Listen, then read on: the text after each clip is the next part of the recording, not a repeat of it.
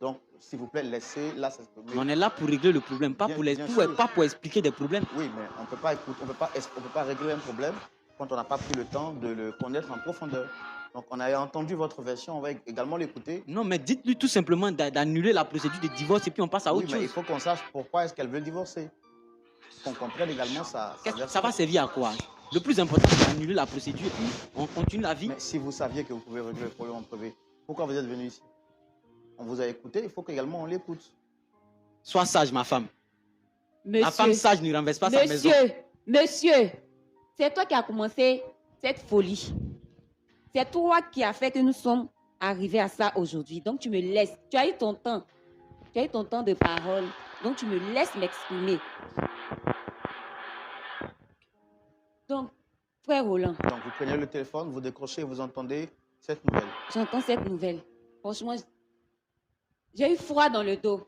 Parce que je n'en revenais pas. Comment mon mari, le pasteur, peut vivre de... Franchement, je ne pouvais pas concevoir cela. Et en même temps, l'image de cette maman m'est revenue en tête. Donc, j'ai vu qu'elle ne mentait pas. À quel moment? Jusqu'à même elle enceinte. Franchement. Hey! Donc, monsieur a fini. J'ai tout fait. En tout cas, je l'ai mis devant les faits. Je lui ai expliqué. Vous l'avez mis devant les faits comment? Parce que vous aviez entendu juste l'appel au téléphone. Est-ce que vous avez pris le temps de rappeler pour vous assurer? Bien sûr. J'ai pris, dès que la dame a raccroché, j'ai regardé dans son historique. Et j'ai vu que ce numéro est régulier. Et il passe plusieurs heures d'échange avec cette dernière.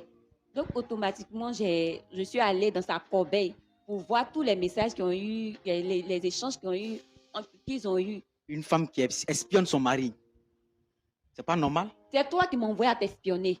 Si tu n'avais pas cherché, tu n'avais pas enceinté cette fille-là, je n'allais... Franchement. Donc, je suis allée sur son WhatsApp pour regarder toutes leurs conversations.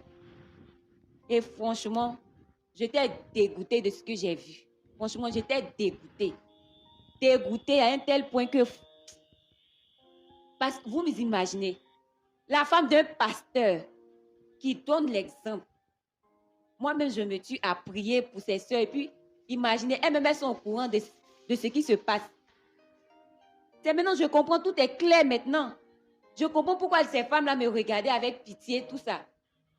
Et moi, naïve que j'étais, j'essayais de prier, de les mettre sur la bonne voie. Pendant ce temps, elles-mêmes sont déjà au courant de ce qui se passe même dans mon foyer. Vous imaginez cette honte. Je ne peux même pas les regarder en face. Je ne peux pas les regarder droit dans les yeux. Franchement, les mots me manquent. Les mots me manquent. Et lorsque j'ai eu à échanger avec lui, je l'ai mis devant les faits. Vous imaginez, il n'a eu aucune gêne. Il m'a jeté cela au visage comme ça que oui, je suis en relation avec elle et franchement, je l'aime. Donc, je n'ai même pas l'intention de la laisser. Il n'a même pas l'intention de la laisser. Et de surcroît, le comble même, il me demande d'accepter cette dernière comme deuxième femme. Parce que, frère Roland, vous pouvez croire cela. Mais il y a quoi de mal à avoir deux femmes? Vous pouvez croire cela. Il y a quoi de mal à avoir deux femmes? Franchement. On va venir vous laisser là quand même s'exprimer, sinon on va quand même mettre fin à l'écoute. D'accord, frère Roland. On vous a laissé le temps de vous exprimer. Si. Il faut lui donner le temps aussi de parler. Donc il vous demande quoi, vous avez dit? Il me demande d'accepter cette dernière comme deuxième épouse. Et que cette dernière va venir vivre avec nous à la maison. En tant que pasteur? En tant que pasteur. Comment les gens vont me regarder? Moi, franchement, je ne peux pas. Et il me demande de me taire, de garder cela comme secret.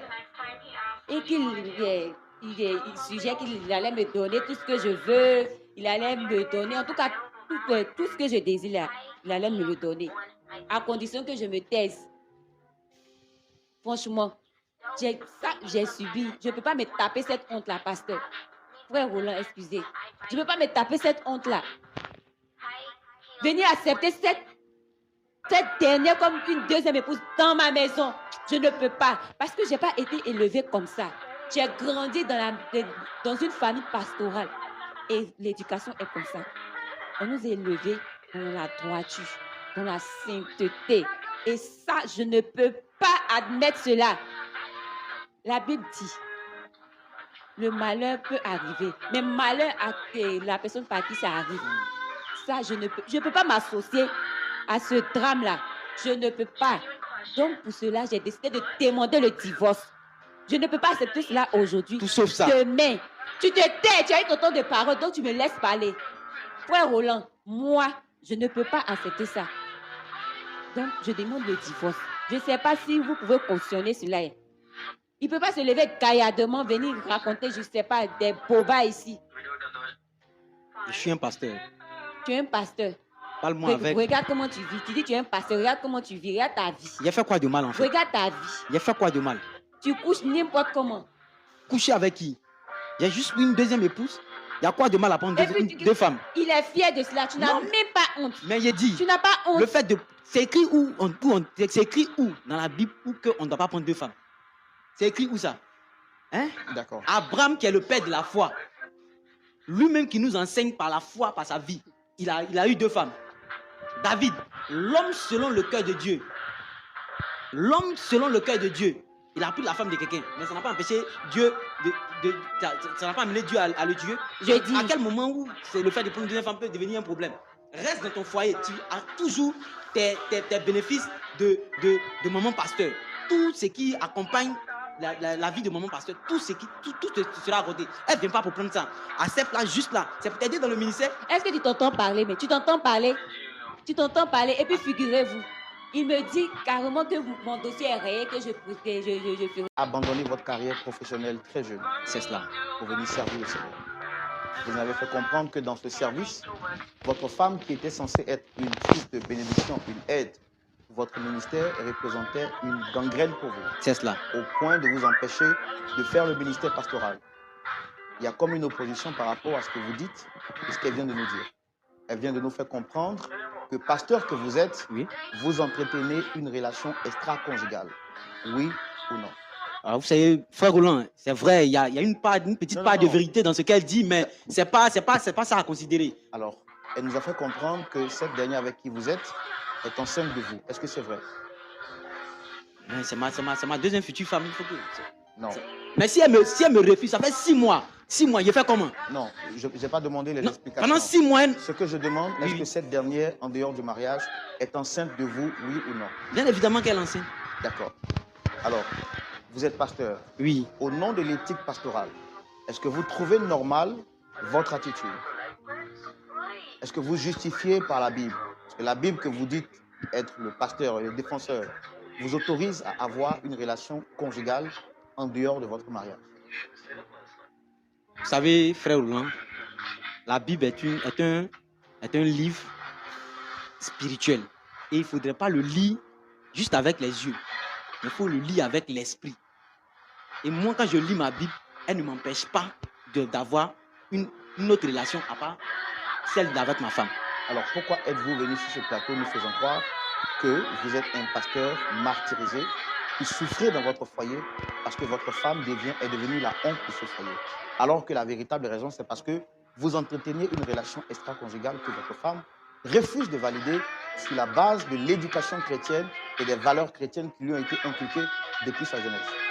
Frère Roland, la Bible dit, la femme doit être soumise. Je lui ai donné une situation pour qu'elle juste elle se soumette à cette situation et on avance. Je lui ai proposé une seconde femme. Dieu te dit d'être soumise. Sois soumis à ça et puis on avance. C'est sa mauvaise attitude qui a conduit à tout ça. Alors, si votre épouse venait vous dire qu'elle a découvert un autre amour et qu'en plus de vous, elle souhaitait rester avec ce dernier, quelle serait votre réaction? Il n'est pas habilité à la femme d'avoir 2 hommes. Oui. Et la Bible a déclaré qu'un homme peut avoir 2 femmes. Mais nos pères dans la foi, Abraham, il a eu 2 femmes. David a eu 2 femmes. Salomon, il en a eu des multitudes. Mais ils sont restés des hommes de Dieu. C'est avec eux que Dieu a marqué l'histoire de l'humanité. Donc, qu'est-ce que vous voulez? En quoi est-ce que le fait d'avoir 2 femmes est mauvais? C'est ce que je ne comprends pas en fait.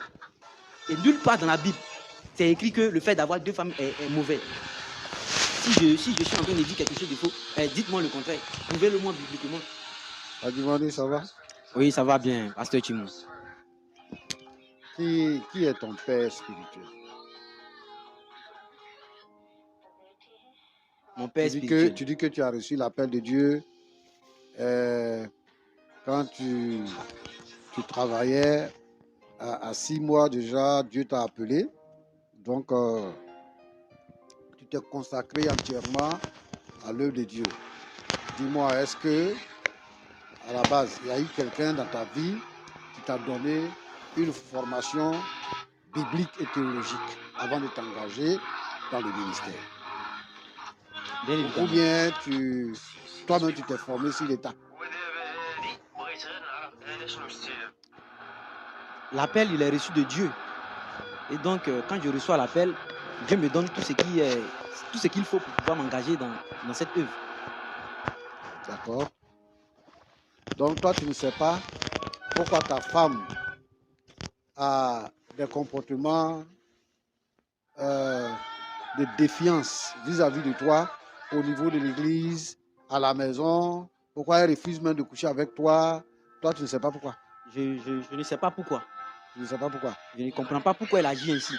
Mais pourtant, dans vos échanges tout à l'heure, j'ai cru entendre que une femme ne doit pas renverser sa maison de ses propres mains. Et que toi, tu préfères qu'on traite le problème du divorce et non pas les détails. Les détails, là, c'est quoi? Tu dis qu'elle ne peut pas parler de ça, elle ne doit pas parler de ça en cas de traiter le problème du divorce. C'est cela. C'est là que Roland t'a dit que mais il faut qu'on connaisse toute la vérité avant de pouvoir aborder le problème que tu veux qu'on aborde. Moi, je pense que quand quelqu'un dit qu'il a reçu l'appel de Dieu, il doit se former. Il doit se former. Jésus, là, Jésus, qui est notre modèle de vie, qui est notre sauveur, Jésus qui est mort pour nous à la croix, Jésus lui-même était formateur. Il a pris ses disciples, il a été avec eux tous les jours. Il leur a donné des enseignements par les paraboles et par sa propre vie. Il a donné un enseignement à ses disciples. Et donc, les disciples, ayant reçu la formation, ont gardé l'enseignement de Jésus. C'est l'enseignement de Jésus qu'ils ont mis dans les évangiles que nous avons vus, que nous connaissons, que nous étudions et tout ça. Tu cites Abraham, tu cites David, tu cites Salomon. Merci, c'est bien dit. Mais la question du mariage a été traitée dans le Nouveau Testament. Le Nouveau Testament, la question du mariage a été traitée. Apart from that, me and you have